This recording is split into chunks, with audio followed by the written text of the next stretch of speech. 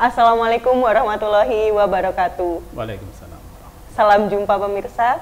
Senang sekali saya Audi dapat menemani Anda dalam program acara Pena Islam. Dan kali ini saya sudah bersama dengan narasumber hebat kita yang tentunya akan memberikan kita penjelasan dan ilmu-ilmu baru. Nah, di sini saya sudah bersama dengan Bapak Saifuddin Ma'arif SAG MSI selaku Ketua Pokjaluh Provinsi Jawa Timur dan juga salah satu penyuluh agama Islam fungsional tepatnya di Kabupaten Malang. Assalamualaikum Pak Arif. Waalaikumsalam warahmatullahi wabarakatuh. Alhamdulillah. Alhamdulillah. Sehat nggih? Sehat. Nah, nggih. Pak Arif, kali ini jenengan akan membawakan tema tentang membangun network menebar kemanfaatan. Betul nggih? Ya. Nah, mungkin bisa dijelaskan dulu sebelum Bapak Arif masuk tentang membangun networking menebar kemanfaatan, mungkin bisa dijelaskan ke pemirsa yang ada di rumah tentang sebenarnya penyuluh agama itu apa gitu nggih. Karena pemirsa di rumah tentunya juga tidak asing atau mungkin ada juga beberapa pemirsa yang kurang paham tentang penyuluh itu apa gitu. Silakan Pak Arif. Oke, terima kasih Mbak Audi. Pemirsa Imbar TV, pada kesempatan ini terima kasih saya sudah diberikan kesempatan bisa hadir di acara yang luar biasa ini. Sebagai penyuluh agama ya, tentu saya perlu menjelaskan ke pemirsa ya. Penyuluh agama ini adalah kalau sesuai dengan di Permenpan ya nomor 9 tahun 2021 itu adalah ASN ya, yang diberikan tugas, tanggung jawab, wewenang untuk melaksanakan bimbingan dan penyuluhan agama dan pembangunan kepada masyarakat dengan bahasa agama. Jadi intinya memberikan bimbingan dan penyuluhan kepada masyarakat. Nah, siapa masyarakat itu? Nah, bisa didefinisikan masyarakatnya ya kelompok-kelompok masyarakat atau masyarakat itu sendiri dalam arti yang lebih luas ya. Makanya kalau kita punya yang disebut dengan kelompok binaan, kelompok sasaran, ada juga yang disebut dengan masyarakat umum atau kelompok binaan khusus yang menjadi sasaran bimbingan penyuluhan penyuluh agama. Mungkin begitu Mbak Audi. Mungkin jadi bisa disimpulkan tidak hanya masyarakat umum, tapi masyarakat dengan binaan khusus itu termasuk sasaran dari para penyuluh gitu nggih Bapak nggih? Betul nggih? Iya. Jadi kalau binaan khusus itu ada kategorinya ya, ada binaan khusus para narapidana ya atau warga binaan kalau nyebutnya itu di lapas ya. Lapas pun juga macam-macam. Ada yang untuk anak-anak, ada yang untuk napiter ya dalam program ini deradikalisasi dan juga bisa ke panti-panti sosial ya. Ada juga untuk penyandang cacat netra ya.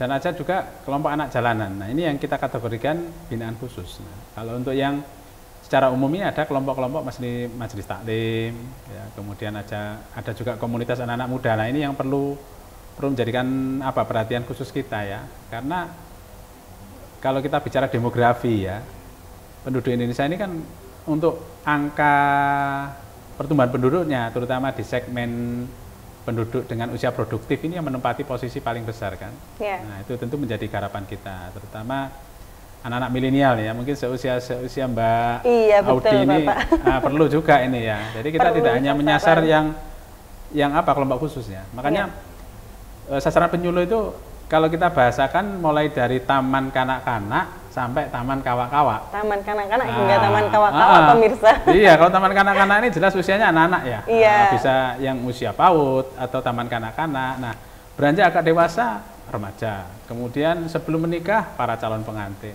Nah, kemudian yang sudah menikah termasuk mohon maaf, nah ini kan ada istilah jelita sama ini ya, jelang 50 tahun. Oh, jelita itu ternyata singkatan jelang 50 tahun gitu ada ya juga Pak Arif? yang istilahnya menyebutnya itu pramanula. Oh, siap. Termasuk pramanula. Begitu Mbak Audi. Iya, mungkin bisa dijelaskan ya Pak Arif tentang bidang garapan khusus gitu ya pemirsa yang dilakukan oleh penyuluh agama. Oke. Khususnya untuk masyarakat tingkatan-tingkatan itu tadi nggak sesuai tingkatan-tingkatannya. Iya. Jadi kalau kita bicara masalah bidang garapan ya, memang bicara agama dan pembangunan ini kan maknanya luas ya. Maknanya luas kalau kita bicara agama dan pembangunan. Jadi kalau bidang garapan penyuluh itu kan ada keluarga sakinah, ada produk halal, ada ini anti radikalisme dan kelompok sempalan, ada pemberdayaan zakat, wakaf, kemudian ada pemberdayaan ekonomi, ya, ada moderasi beragama, anti korupsi, haji. Nah, apa yang menjadi tusi Kementerian Agama, penyuluh itu hadir di dalamnya, karena bagaimanapun juga penyuluh ini kan mempunyai dua fungsi, ya, artinya dua fungsi yang kita nanti bisa diterapkan ya di dua fungsi ini untuk di masyarakat sebagai agen perubahan, ya, artinya bisa memberikan keteladanan, ya. Kemudian yang kedua juga bisa menjadi agen of change, ya. Agen perubahannya, agen of change, ada influencer, nah, trendsetternya, gitu, trendsetter di masyarakat ya, gitu ya. ya Bapak. Kalau kita bicara fungsi secara normatif, penyuluh agama itu ada fungsi informatif, kemudian edukatif, administratif, kan seperti itu. Oke. Jadi mungkin penyuluh ini bisa jadi bisa dikatakan tombaknya gitu nggih, Yeah. tombaknya program-program Yeah. yang ada di Kementerian Agama, Yeah. dan menjadi istilahnya trendsetter gitu ya Bapak ya di masyarakat, contoh terdekat, contoh pertama Yeah. di masyarakat untuk menjadi masyarakat mungkin yang rahmatan lil alamin gitu nggih Bapak. Yeah. Kemudian kiprah penyuluh ini seperti apa ya Bapak di masyarakat itu, mungkin contoh kiprah-kiprah yang dilakukan itu apa aja gitu. Oke. Kalau bicara masalah kiprah penyuluh ya, yang pertama ini sebagai melaksanakan fungsi informatif ya. Jadi penyuluh itu memberikan bimbingan penyuluhan kepada masyarakat yang saya bilang tadi di awal dengan bahasa agama ya. Jadi menerjemahkan agama ini tidak hanya sekedar seremonial, tidak menerjemahkan agama sebagai teks-teks saja, tetapi bagaimana penyuluh itu mampu menerjemahkan nilai-nilai agama ini dalam kehidupan yang nyata, ya. Jadi fungsi informatifnya. Kemudian yang kedua edukatif, ya. Edukatif itu menyampaikan pendidikan, ya, mendidik, memberikan contoh dan sekaligus mengarahkan, ya. Bagaimana memahami agama ini secara komprehensif, memahami agama secara kafah, secara utuh. Jadi ibaratnya ketika seringkali dipakai sebagai istilah, jangan sampai umat ini hanya mengenal agama dari satu sisi saja, ya, dari sisi formalistik saja. Tapi bagaimana lebih jauh memahami agama nanti dalam penerapan aktualnya di kehidupan itu. Nah, kemudian yang ketiga, fungsi konsultatifnya ini. Jadi penyuluh hadir di masyarakat, penyuluh hadir di tengah-tengah umat, mampu memberikan jawaban sekaligus perubahan-perubahan yang lebih baik. Ini yang lagi ngetren mungkin saat ini seperti moderasi beragama. Ya.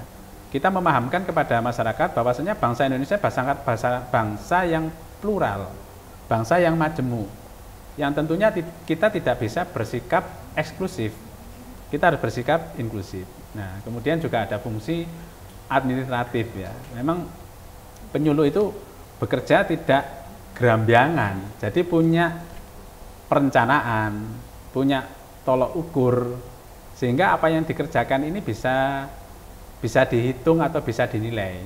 Contoh misalnya sekarang kegiatan bimbingan penyuluhan pada majelis taklim yang dilakukan oleh penyuluh.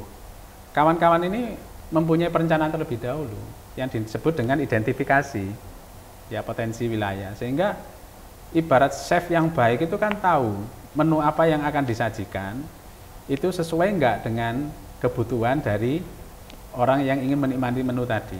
Sama halnya penyuluh, ketika memberikan bimbingan kepada jamaah atau majelis taklim, itu harus tahu materi apa yang dibutuhkan oleh majelis yang dibina. Nah, seperti misalnya pelaku usaha, saat ini yang lagi juga dikerjakan oleh teman-teman ini pendampingan produk halal. Ya, pemerintah akan mengintensifkan bagaimana UMKM yang ada di Indonesia ini memiliki sertifikasi halal, memiliki sertifikat halal. Maka penyuluh hadir di dalamnya, memberikan edukasi, mendampingi pelaku usaha, bagaimana tidak hanya menjual produk, tetapi bagaimana proses produk itu, kemudian keabsahan atau kehalalannya itu bisa dijamin, diakui begitu. Nah, termasuk yang penting lagi ini untuk anak-anak milenial, generasi milenial. Makanya penyuluh itu juga harus melek digital. Iya, nah, begitu Mbak Audi.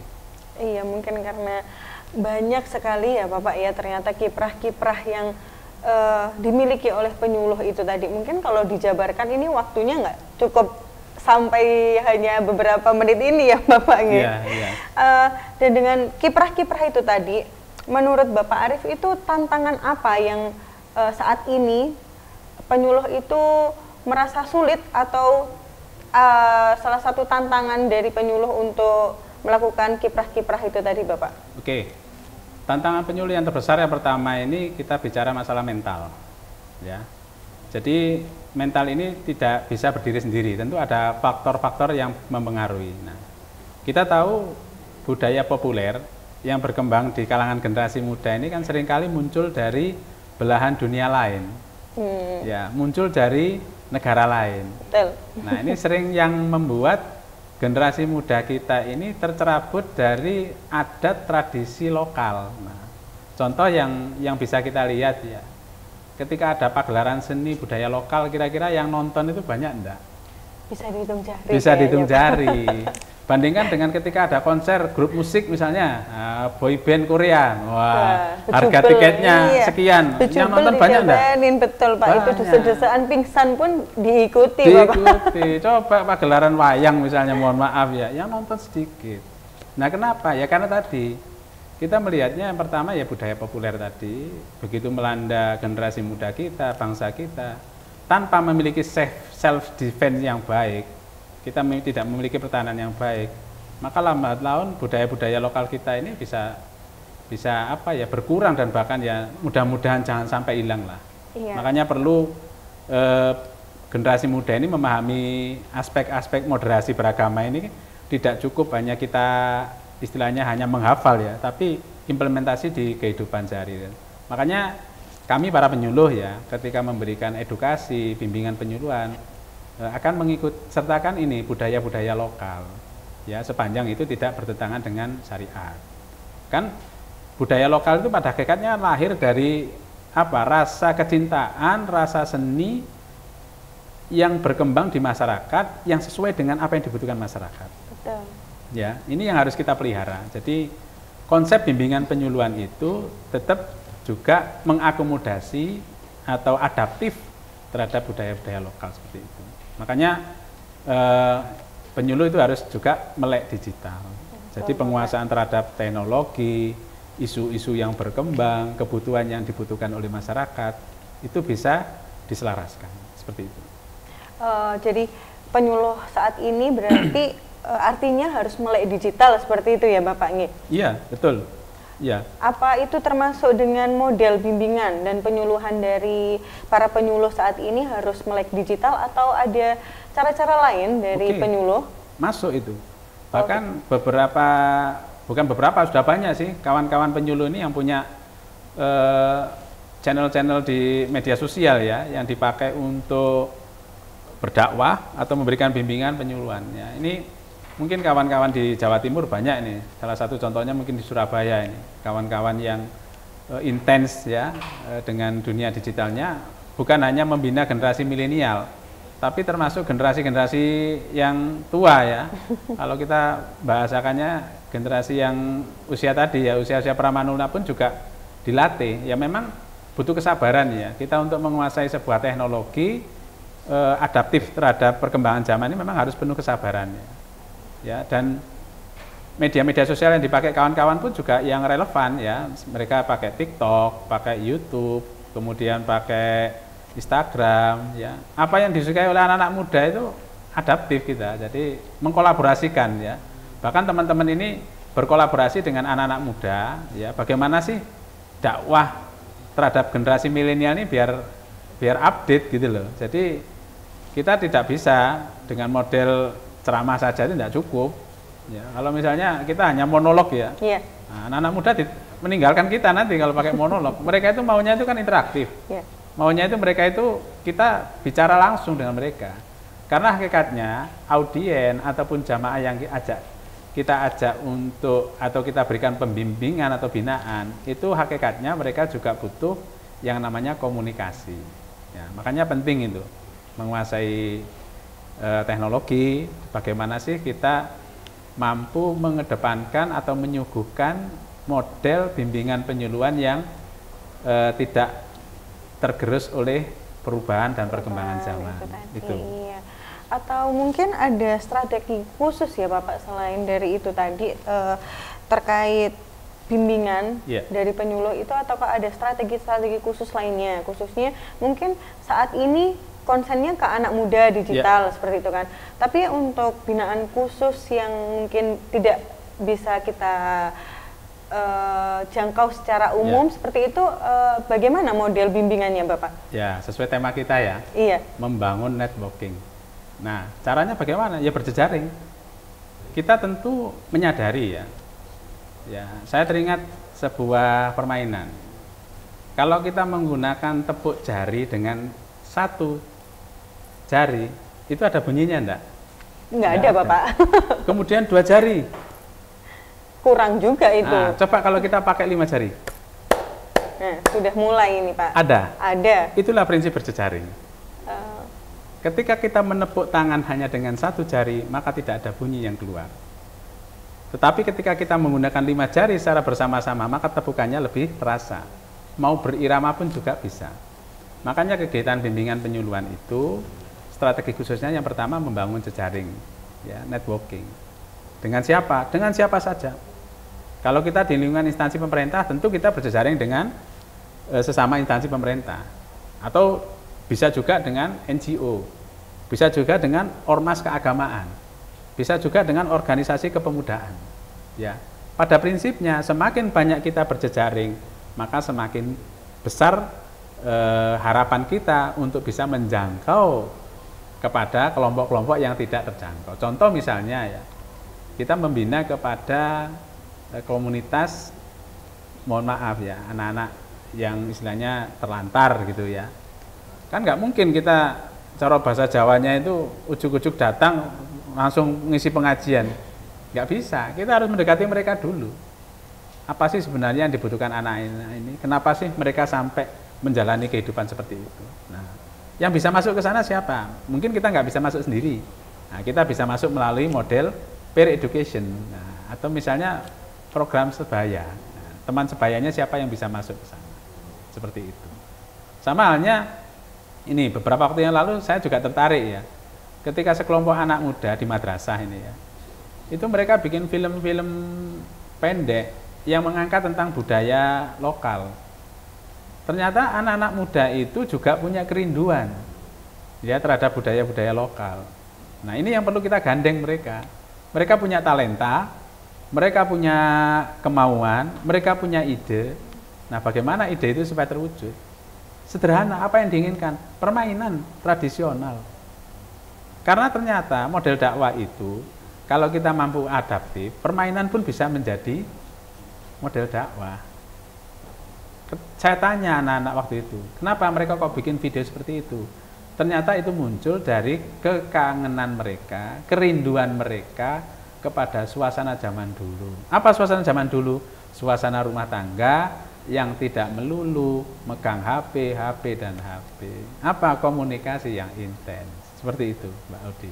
Berarti mungkin butuh perhatian khusus gitu ya Bapak, tidak dengan selalu gadget atau sosial media seperti itu, tapi dengan permainan lokal atau budaya lokal yang sudah lama terlupakan, mungkin sekarang itu bisa menjadi pendekatan dakwah gitu ya Bapak. Iya. Jadi oke lah. Kita butuh yang namanya teknologi, kita butuh yang namanya gadget. Kita yang selama ini bekerja selalu menggunakan teknologi memang butuh. Tetapi sisi kemanusiaan juga harus kita pertimbangkan. Ya. Jadi makanya saya bilang, model dakwah kalau untuk kegiatan-kegiatan kita di masyarakat yang memang sudah melek digital, itu kita pakai sebagai sarana untuk memberikan bimbingan penyuluhan kepada kelompok-kelompok ini. Misalnya, kita juga tidak bisa membatasi ya. Kawan-kawan penyuluh ini ada yang mengajar pendidikan Al-Quran itu lintas negara. Ya, pandemi kemarin itu kawan-kawan melihatnya sebagai sebuah hikmah, dalam artian bisa mengambil sebuah pembelajaran. Ya, pandemi kemarin kan memang membuat kita serba terbatas ya. Iya. Tapi dari keterbatasan itu, kawan-kawan justru ada yang bisa melangkah jauh. Contoh kawan-kawan di Malang kemarin, di Kabupaten Malang itu ada yang menyelenggarakan pembelajaran Quran, pembacaan Al-Quran itu lintas negara. Jadi muridnya atau santrinya itu dari Belanda, dari Singapura, dari Hong Kong, dari Prancis, dari Timur Tengah, seperti itu. Itu bagi masyarakat yang melek digital. Nah, memang ada kelompok-kelompok masyarakat yang butuh kehadiran penyuluh secara langsung. Misalnya apa? Ya ini seperti di pedesaan. Masyarakat di pedesaan ini sekarang tidak ada dikotomi, tidak ada yang bisa memilah secara pasti. Yang masyarakat desa itu mesti begini, masyarakat kota begini, tidak bisa. Kita melihat transformasi digital, transformasi informasi itu begitu deras dan cepat. Apa yang terjadi di belahan negara lain bisa kita akses dalam sekian detik. Nah, makanya ruang-ruang publik, ruang-ruang khusus yang tadi yang tidak bisa dijangkau, bisa kita jangkau dengan cara membangun jejaring. Prinsipnya apa? Kita bisa memberi keberkahan atau kemanfaatan bagi masyarakat atau kelompok bimbingan kita. Begitu Mbak Odi. Iya. Nah, terakhir ini Bapak pertanyaannya. Ya. Mungkin itu tadi sudah banyak ya, salah satunya melek digital, pendekatan khusus. Nah, concern yang paling utama yang saat ini dilakukan oleh penyuluh, khususnya penyuluh di Jawa Timur itu apa ya Bapak? Oke. Jadi kita di Jawa Timur ini sebenarnya kalau kita bicara concern ya tentu yang pertama kita mendukung apa yang menjadi prioritas program-program pemerintah ya. Kalau di Kementerian Agama ini kan ada yang namanya program moderasi beragama ya, kemudian digital ya, transformasi digital. Itu tentu bagian-bagian yang bisa kita ambil perannya ya, terutama terkait dengan moderasi beragama ya. Kenapa ini menjadi sesuatu yang penting ya, jadi concern kita yang penting karena saat ini kan pemerintah sedang menggalakkan atau sedang masif dalam program moderasi beragama. Ini penting karena salah satu modal negara besar itu adalah penduduk yang besar, tetapi yang bagaimana yang besar yang bisa didaya gunakan sumber daya manusianya. Dalam artian apa? Kemajemukan itu adalah sebuah tantangan. Kemajemukan adalah sebuah potensi. Nah, ini kalau tidak dikelola dengan baik, tidak di-manage dengan baik, tentu tidak akan memberikan hasil yang baik. Makanya moderasi beragama ini merupakan salah satu solusi ya untuk mengajak masyarakat sekaligus memanage masyarakat agar nilai-nilai kemanusiaan, nilai-nilai kebangsaan, toleransi dan adaptif terhadap budaya-budaya lokal ini bisa terlembagakan dengan baik. Mungkin begitu. Ya, ternyata luar biasa sekali ya Bapak tentang kegiatan penyuluh, kemudian cara pendekatan penyuluh ke masyarakat, concern penyuluh itu tadi sampai moderasi beragama ya Bapak ya. Dan kemudian mungkin bisa dibagikan kepada masyarakat tentang apa sajalah hal yang harus dilakukan agar menjadi manusia yang baik gitu, agar menjadi pribadi yang baik, agar pendampingan penyuluh ini tersampaikan pesan-pesannya gitu Bapak. Oke, terima kasih Mbak Audi. Jadi pemirsa yang saya hormati, untuk bisa menjadi pribadi yang baik tentu harus ada yang pertama kemauan dulu ya. Jadi kemauan yang baik. Artinya kita memiliki semangat ya untuk terus belajar dan belajar ya. Belajar itu bisa dari siapa saja, dari mana saja, tapi pastikan sumber kita mengambil ilmu itu adalah yang benar. Jangan sampai berita hoax ya kita jadikan sebagai sumber. Nah, tentu kalau misalnya kita ingin belajar agama yang benar bagaimana, ingin menjadi manusia yang benar bagaimana, kita harus belajar dari sumber yang benar. Sumber yang benar tentu Al-Quran, hadis ya. Ya, kemudian juga para ulama, istimewa kias ya, kita belajar ke ulama. Ulamanya pun juga harus kita benar-benar ulama yang bisa kita ambil suri teladannya. Ya, jangan sampai baru bisa belajar dalil 1-2 ayat sudah dikategorikan sebagai ulama. ulama. Iya, karena ulama ini kan juga parameternya banyak kan gitu.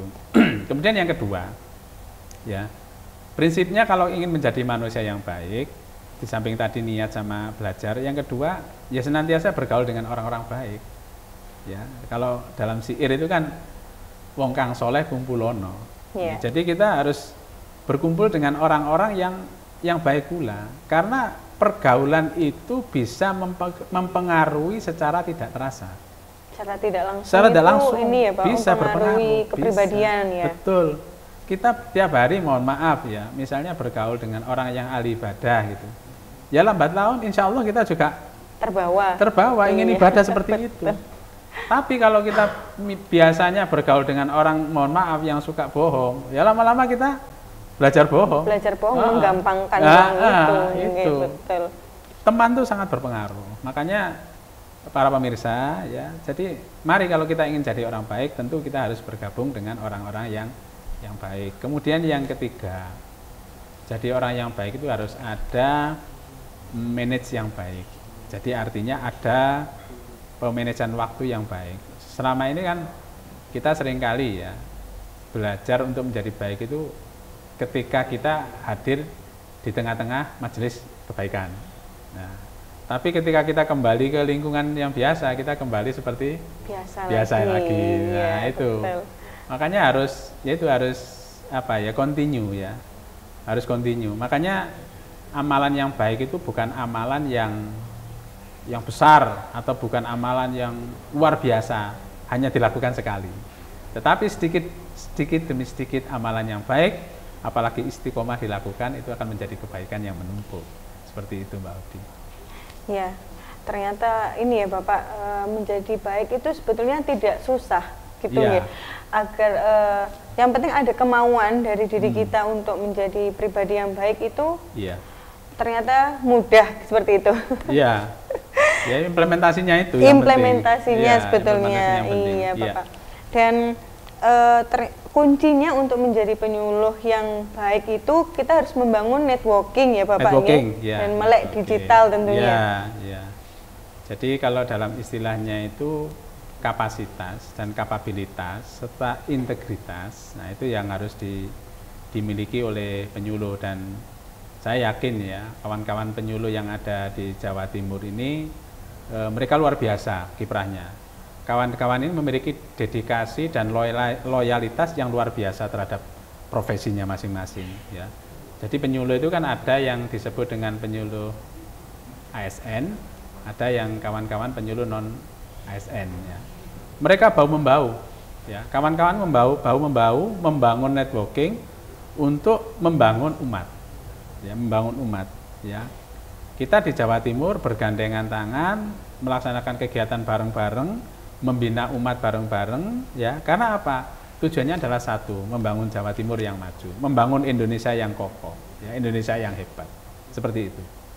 Ya, ternyata selain membangun networking, tetapi dari internal penyuluh sendiri itu saling bahu-membahu seperti itu ya Bapak ya. Iya. Dan mungkin bisa Bapak Arif sharing kepada masyarakat ataupun teman-teman penyuluh yang ada di Jawa Timur khususnya kiat-kiat apa yang harus dilakukan dalam berdakwah gitu. Iya, baik. Kalau bicara masalah ilmu marketing ya, penyuluh ini harus mampu memberikan suguhan yang baik, suguhan yang terbaik kepada masyarakat selaku umat, selaku orang yang kita layani. Makanya pemirsa jangan segan-segan, jangan malu-malu untuk konsultasi ataupun berkomunikasi dengan penyuluh yang ada di Jawa Timur ya. Insya Allah teman-teman ini siap ya untuk membantu, untuk memberikan konsultasi dan sekaligus ya mendampingi Bapak Ibu para masyarakat ya, masyarakat Jawa Timur ini untuk maju lebih maju dan lebih maju. Harus semangat gitu semangat ya, intinya, semangat pantang mundur. Tantangan adalah hal yang harus dihadapi bukan untuk dihindari gitu. Iya, dan Bapak saya mau bertanya sebagai perwakilan milenial gitu ya Bapak ya. Nah terkadang kami di sini para milenial ini kalau nggak tren, kalau nggak viral ya kita males gitu ya mengikuti ini apa ini mungkin sesuatu yang tidak viral itu tuh kita walaupun di sosial media kita juga terkadang malas gitu. Nah itu apa menjadi tantangan tersendiri juga bagi penyuluh untuk tentang milenial, maksud saya untuk berdakwah kepada milenial seperti itu. Ya, jadi yang saya bilang tadi, milenial ini memang memiliki pemikiran tersendiri ya. Jadi kita mengkategorikan milenial dulu kan ada generasi X, Y, Z. Nah, tapi yang pasti ya, jadi kita jangan terpancing pada satu istilah viral dan viral. Ya. Iya. Nah, jadi memang bahasa bombastis dari apa di media itu kan ya viral dan sebagainya. Iya, betul. Kalau nggak viral, hal yang rame. penting ya, yang perlu dipahami oleh generasi milenial ya, pahami dulu yang sedang viral itu sesuatu yang baik ataukah sesuatu yang buruk, itu yang harus dipahami ya. Karena memang kadang-kadang kebaikan kalau tidak dimanage dengan baik maka akan tergerus oleh sesuatu yang buruk yang dimanage dengan baik. Itu kan di agama kan ada itu ya. Iya. Nah maka generasi milenial harus paham itu. Kemudian yang kedua, jangan pernah merasa malu untuk belajar ya, siapapun ya, para penyuluh pun juga jangan pernah malu bertanya untuk generasi milenial apa yang diinginkan oleh mereka ya, karena bagaimanapun juga generasi milenial ini yang akan melanjutkan tongkat estafet pembangunan ataupun kemajuan Indonesia di masa-masa akan mendatang. Generasi milenial ini generasi yang cepat belajar ya. Iya. Ya, memang mereka enggak mau terus-menerus digurui maunya gimana dilibatkan. Ya enggak apa-apa. Kita ajak kolaborasi generasi milenial itu. Seperti itu Mbak Udi. Kemudian tentang moderasi beragama ya Bapak ya. Menurut Bapak Arief, peran penyuluh dalam moderasi agama itu seperti apa Bapak? Moderasi beragama, oke. Iya. Kalau penyuluh agama otomatis ya, kami para penyuluh ini sudah mendapatkan pembekalan ya dari kantor ya, dari Kementerian Agama ini tentang bagaimana moderasi beragama ya. Makanya ada program yang namanya PMB ya, penguatan moderasi beragama. Ini untuk meningkatkan kapasitas dan kemampuan dan pemahaman penyuluh tentang moderasi beragama ya. Kemudian yang kedua, ya tentu setelah mendapatkan penguatan itu kami melakukan proses sosialisasi ataupun mendiseminasi apa yang sudah kami lakukan ke tengah-tengah masyarakat. Seperti itu perannya, Mbak. Ternyata luar biasa sekali penjelasan tentang penyuluh kali ini ya Bapak ya. Ya. Tentunya dengan ketuanya langsung yang merupakan ketua kelompok kerja di Provinsi Jawa Timur, ketua kelompok kerja penyuluh ya Bapak ya. Ya. Dan masyarakat kami harapkan semoga apa yang dijelaskan oleh Pak Arief ini dapat menambah ilmu kita semua. Dan di sini saya Audi bersama tim Mimbar TV mengucapkan terima kasih. Wassalamualaikum warahmatullahi wabarakatuh. Waalaikumsalam warahmatullahi wabarakatuh.